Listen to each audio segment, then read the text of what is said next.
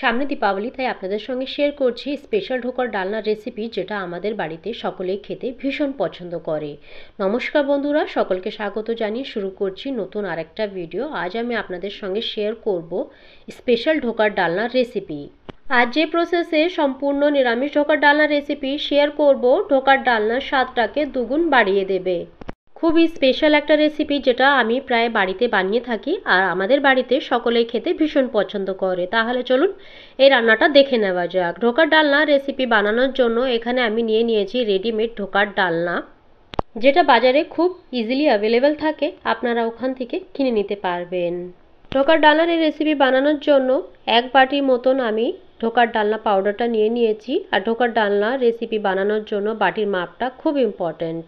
এখানে আমি 1 বাটি মাপে ঢোকার ডালনা পাউডারটা নিয়ে নিয়েছি। এখন রান্নাটা শুরু করব, তার জন্য এখানে বসিয়ে দিয়েছি কড়াইটা।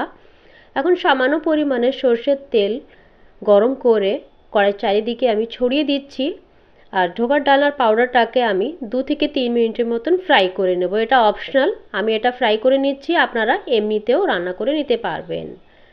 ঢোকার ডালনা পাউডার অ্যাড করে গ্যাসের ফ্লেমটা মিডিয়াম টু লো রেখে 2 থেকে 3 মিনিটের মতন আমি এটাকে ফ্রাই করে নিচ্ছি।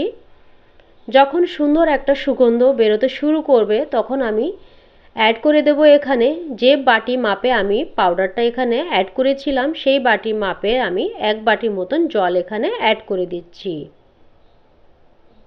গ্যাসের ফ্লেমটা এই সময় একদম লোতে রেখে কন্টিনিউয়াসলি নাড়াচাড়া করতে থাকতে হবে। কন্টিনিউয়াসলি যদি নাড়াচাড়া না করা হয় তাহলে দলা পাকিয়ে যেতে পারে। ঠিক এই প্রসেসেই আমি নাড়িয়ে নাড়িয়ে একটা ডোর মতন তৈরি করে নেব। দেখে বুঝতেই পারছেন, এই সময় আমি গ্যাসের ফ্লেমটা একদম লো রেখে রান্নাটা করছি। নাড়াচাড়া করতে করতে যখন দেখবেন কড়াই থেকে নিজেই ছাড়িয়ে যাচ্ছে আর একটা আটার ডো মতন তৈরি হয়ে গেছে, তখন আমাদের গ্যাসের ফ্লেমটা অফ করে দিতে হবে। দেখে আপনারা বুঝতেই পারছেন আমার এটা কমপ্লিটলি রেডি হয়ে গেছে। এখন গ্যাসের ফ্লেমটা এখানে আমি অফ করে দিয়েছি। আর একটা থালায় সামান্য পরিমাণে সরষের তেল মেখে নিচ্ছি। সুন্দরভাবে সরষের তেলটা থালার চারিদিকে আমি মেখে নিয়েছি। এখন যে ডোটা আমি তৈরি করেছি ওটাকেই থালার উপরে আমি রেখে দেব।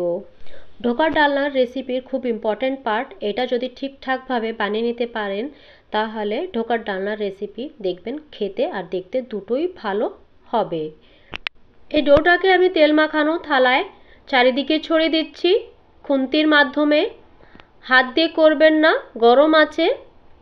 যতটা সম্ভব আমি এটাকে স্প্রেড করে দিচ্ছি আর খুন্তি দিয়ে চেপে চেপে খুব সুন্দর একটা এখানে আমি শেপ দিয়ে দিচ্ছি। এখন অনেকটাই ঠান্ডা হয়ে গেছে। এখন ঢোকার ডালনাগুলো আমি কেটে নিচ্ছি। আমি এখানে চৌকো চৌকো করে কেটে নিচ্ছি, আপনারা আপনাদের ইচ্ছা মতন সাইজগুলো দেবেন। দেখুন বন্ধুরা, এখানে আমি দেখিয়ে দিচ্ছি কি সুন্দরভাবে থালা থেকে আলাদা হয়ে যাচ্ছে। ঠিক এইরকম করেই আমি বাদবাকি ঢোকার ডালনাগুলো কেটে নিচ্ছি। একটু ঠান্ডা হলে কাটতে হবে, গরম অবস্থায় যদি কাটা হয় তাহলে এই ঢোকার ডালনাগুলো ভেঙে যাবে। সম্পূর্ণ ঢোকারগুলো আমি এখানে কেটে নিয়েছি। এখানে এটা তৈরি হয়ে গেছে। এখন আমি ঢোকার ডালনাটা বানানোর জন্য একটা মশলা তৈরি করে নেব। তার জন্য এখানে আমি নিয়ে নিয়েছি গ্রেট করে রাখা টমেটো ভিতরে অ্যাড করে দিচ্ছি এখানে গ্রেট করে রাখা আদা। তার সাথে বেসিক মশলাগুলো আমি অ্যাড করে দিচ্ছি। বেসিক গুঁড়ো মশলা এখানে আমি নিয়েছি ধনে পাউডার, জিরে পাউডার, পরিমাণ মতন হলুদ, আর দিয়ে দিচ্ছি এখানে পরিমাণ মতন গুঁড়ো লঙ্কা। এখন সব কিছু ভালো করে এখানে মিক্স করে আমি রেখে দেব। ডালনা বানানোর জন্য অলমোস্ট আমি সব কিছু গুছিয়ে নিয়েছি। এখন রান্নাটা শুরু করব। তার জন্য এখানে বসিয়ে দিয়েছি কড়াইটা ভালো করে গরম করে দিয়ে দিচ্ছি একটু বেশি পরিমাণে সর্ষের তেল। তেলটা ভালো করে গরম করে নিয়ে আমি ঢোকাগুলো ভেজে নেব। আর অবশ্যই ঢোকাগুলো ভাজার সময় গ্যাসের ফ্লেমটা মিডিয়াম টু লো রেখে ঢোকাগুলো ফ্রাই করতে হবে। ঢোকাগুলো গ্যাসের ফ্লেমটা মিডিয়াম টু লো রেখেই ভাজতে হবে। গ্যাসের ফ্লেমটা হাই রেখে যদি ঢোকাগুলো ফ্রাই করা হয় তাহলে দেখবেন ঢোকার কালারটা উপর দিয়ে রেড হয়ে যাবে, তবে ভেতর দিয়ে কাঁচা থাকবে। গ্যাসের ফ্লেমটা মিডিয়াম টু লো রেখে আমি ঢোকাগুলো এখানে ফ্রাই করে নিয়েছি। আর 2 ব্যাচে আমি ঢোকাগুলো এখানে ফ্রাই করে নিয়েছিলাম। কালারটা দেখে বুঝতেই পারছেন কি সুন্দর কালারটা এসে গেছে। এখন আমি ঢোকাগুলো নামিয়ে নেব। ঢোকাগুলো এখানে আমি সুন্দরভাবে ফ্রাই করে নিয়েছি। বন্ধুরা, যে প্রসেসে আজ আমি ঢোকার ডালনা রেসিপি আপনাদের সঙ্গে শেয়ার করছি, প্রায় আমি বাড়িতে বানিয়ে থাকি আর আমার বাড়িতে সকলে খেতে ভীষণ পছন্দ করে। দেখুন বন্ধুরা, সব ঢোকাগুলো আমি এখানে ভেজে নিয়েছি। এখন ফোড়নে এখানে দিয়ে দিচ্ছি আমি একটা তেজপাতা, দারচিনি, দুটো এলাচ আর গোটা জিরে। ফোড়নটা এখানে আমি সুন্দরভাবে ভেজে নেব। বন্ধুরা, খুবই স্পেশাল একটা রেসিপি যেটা আমি প্রায় বাড়িতে বানিয়ে থাকি আর আমাদের বাড়িতে সকলে খেতে ভীষণ পছন্দ করে। ফোড়নটা এখানে সুন্দরভাবে ভাজা হয়ে গেছে। এখন আমি যে মশলার পেস্ট আগে তৈরি করে রেখেছিলাম ওটা অ্যাড করে দিচ্ছি। তার সাথে সামান্য পরিমাণে জলও এখানে অ্যাড করে দিচ্ছি। এখন গ্যাসের ফ্লেমটা মিডিয়াম টু লো রেখে মশলাটাকে কষিয়ে নেব। ঢোকার ডালনা রেসিপি আপনারা তো অনেকেই খেয়েছেন। একবার যে প্রসেসে আজ আমি আপনাদের সঙ্গে শেয়ার করছি এই প্রসেসে রান্না করে খেয়ে দেখবেন, অবশ্যই ভালো লাগবে। আর কে কে ঢোকার ডালনার রেসিপি এই প্রসেসে রান্না করে খেয়েছো ওটা আমাকে কমেন্টের মাধ্যমে জানাতে ভুলবেন না। মশলাটা সুন্দরভাবে এখানে আমি কষিয়ে নিয়েছি। এখন অ্যাড করে দিচ্ছি পরিমাণ মতন জল, তার সাথে অ্যাড করে দিচ্ছি এখানে স্বাদ মতন লবণ। লবণ অ্যাড করার পরে সব কিছু আর একবার সুন্দরভাবে এখানে আমি মিক্স করে দিচ্ছি।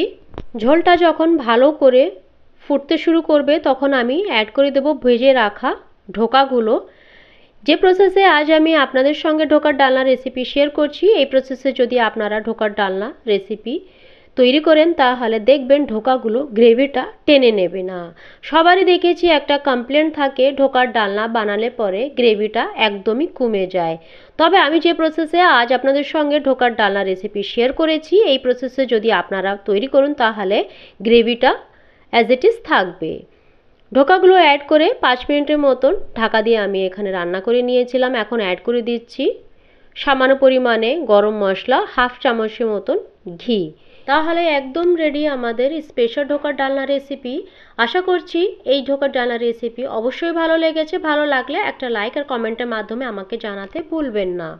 আশা করছি আজকের ঢোকার ডালনার সুন্দর একটা রেসিপি আপনাদের সঙ্গে শেয়ার করেছি, আপনাদের খুবই ভালো লেগেছে। ভালো লাগলে আমার চ্যানেলটাকে সাবস্ক্রাইব করে আমার পাশে থাকবেন। তাহলে দেখা হচ্ছে পরবর্তী নতুন একটা ভিডিওতে নতুন একটা রেসিপির সঙ্গে। ততক্ষণের জন্য টাটা, বাই বাই।